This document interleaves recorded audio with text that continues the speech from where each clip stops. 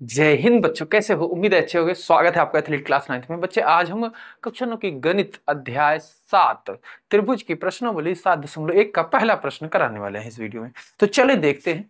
इसके पहले की वीडियो नहीं देखी बच्चे, उसमें देखने ना इंट्रोडक्शन एक वीडियो आई जिसमें मैंने बताया है कि सर्वांगसम क्या होता है, कितने तरीके के सर्वांगसम है, सर्वांगसम करने के लिए क्या चीजें जरूरत होती हैं। तो तीन चीजें आपको जरूरत होती हैं। किसी त्रिभुज की तीन चीजें आप बराबर सिद्ध कर दो तो आपका सर्वांगसम हो जाता है। चलो क्वेश्चन को पढ़ते हैं। चतुर्भुज ए सी बी डी में, ये आपका डायग्राम ऐसे बुक में बना हुआ है, ठीक है, मैंने यहाँ पे बना लिया है। ए सी बी डी ये चतुर्भुज है, चार भुजा है, चतुर्भुज है।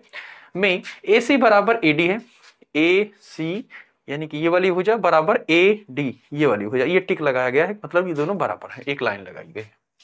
और ए बी कोण ए को समद्विभाजित करता है। और ये जो ए कोण है, ए कोण क्या होगा, यहां से लेके यहां तक पूरा कोण होगा, उसको समद्विभाजित करता है ए बी।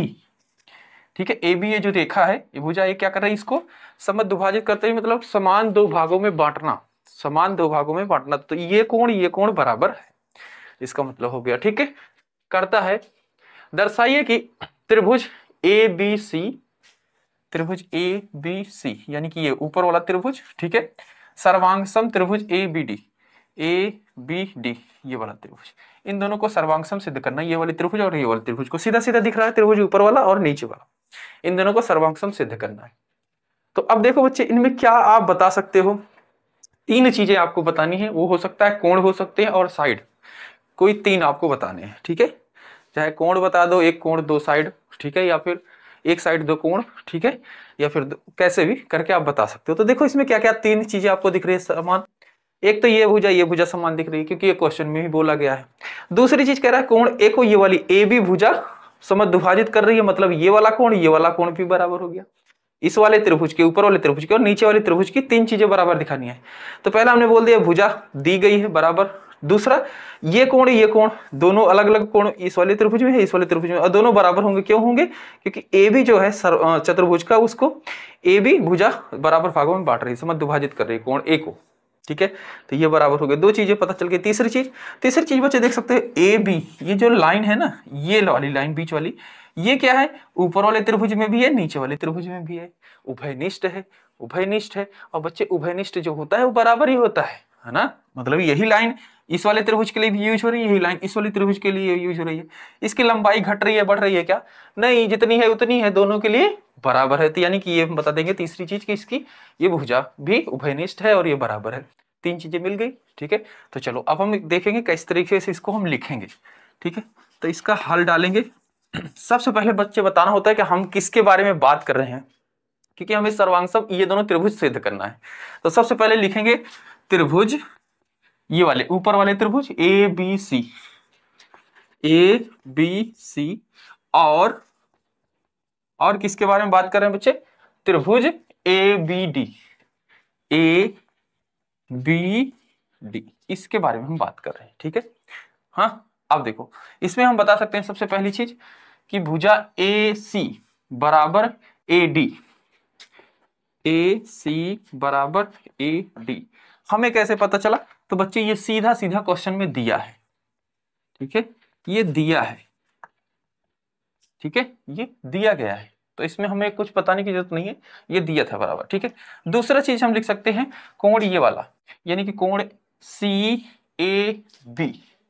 ठीक है, सी ए बी, कोण सी ए बी बराबर लिख सकते हैं कोण इसके D A B, D A B. ठीक है, यानी कि ये वाला कोण इसके बराबर है। ये हमें कैसे पता चला? तो ये बच्चे क्या कह रहा है, इसमें दिया गया कि ए बी कोण ए को समद्विभाजित करता है, ये लिख देंगे। और समद्विभाजित करने वाला मतलब समान दो भागों में बांटना। ए बी कोण ए को समद्विभाजित करता है।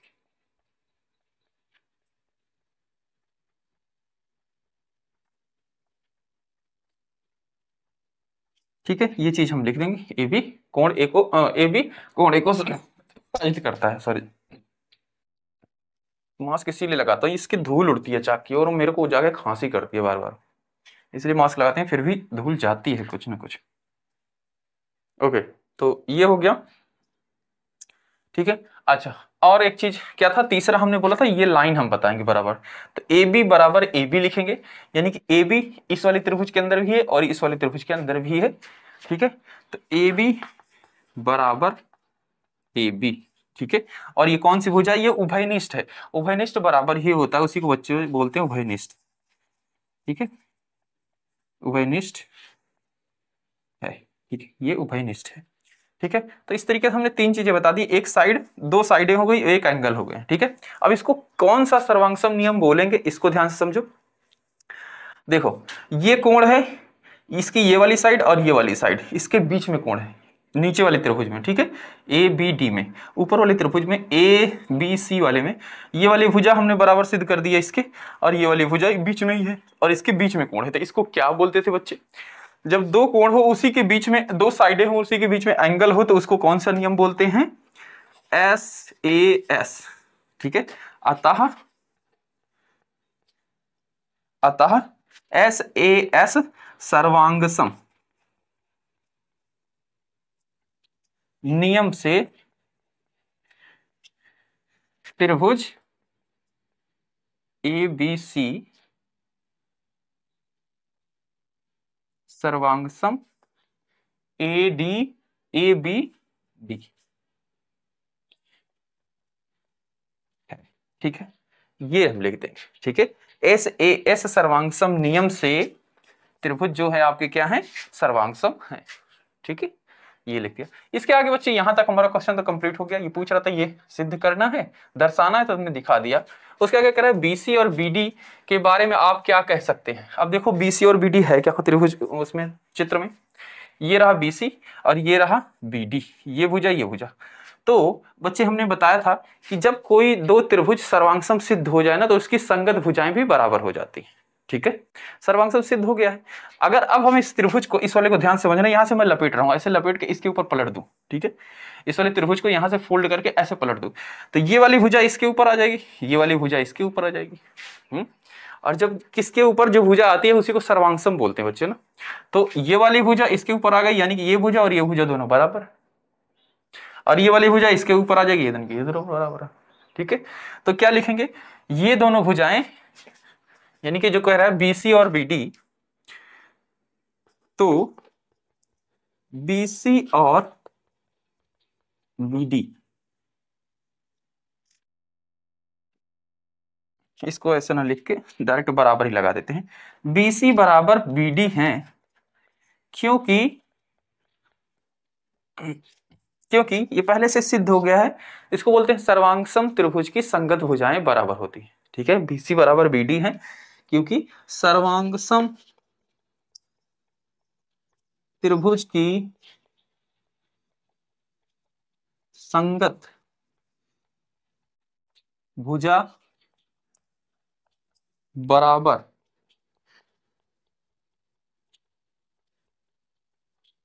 होती है, सर्वांगसम त्रिभुज की संगत भुजा बराबर होती है, ठीक है, ये लिख देंगे। इसी को बच्चे अंग्रेजी में कहते हैं सीपीसीटी, सीपीसीटी शॉर्टकट, ठीक है। आप सीपीसीटी भी लिख सकते हो, congruence part of congruence triangle, ठीक है। तो इस तरीके से आपका पहला क्वेश्चन कंप्लीट होता है बच्चे, इतना ही आपको करना है। कोई दिक्कत है बच्चे कमेंट कर सकते हो। मिलते हैं अगली वीडियो में।